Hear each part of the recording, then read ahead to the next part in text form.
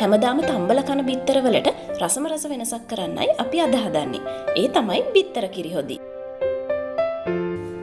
මේ රෙසිපි එක ගැන විස්තර dailylife.lk සයිට් එකෙත් මම අප්ලෝඩ් කරලා තියෙනවා.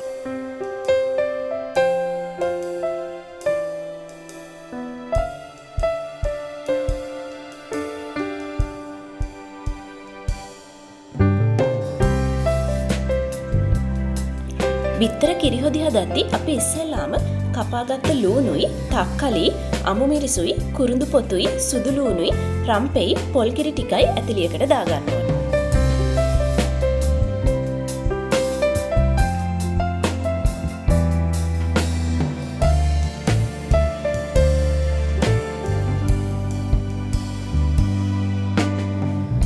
දැන් මේකට කහ කුඩුයි, උළුහාලුයි, තුන පහ කුඩුයි, ලුණුයි, ගම්මිරිසුයි දාගන්න.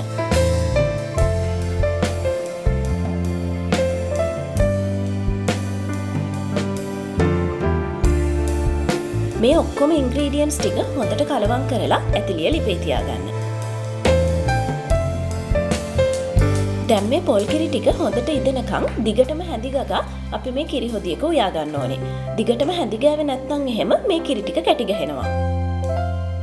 මේ අතරතුරේදී අපි තම්බගත්ත බිත්තර ටික මේ විදිහට දෙකට කපා ගමු.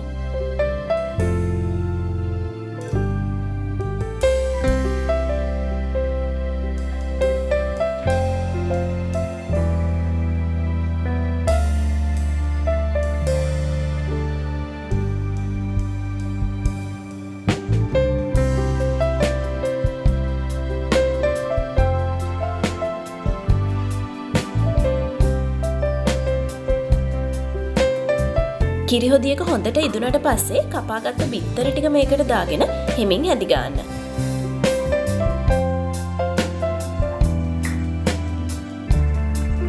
තවත් විනාඩි 5ක් විතර මේක උයාගෙන ලිපෙන් බාගන්න.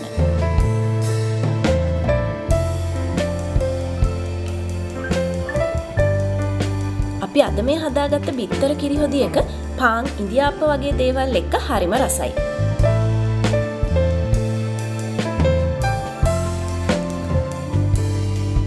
ඊළඟ රෙසිපි එකත් බලා ගන්න මගේ channel එක subscribe කරලා bell icon එකත් press කරන්න. ඉක්මනින්ම ආයෙත් හම්බෙමු.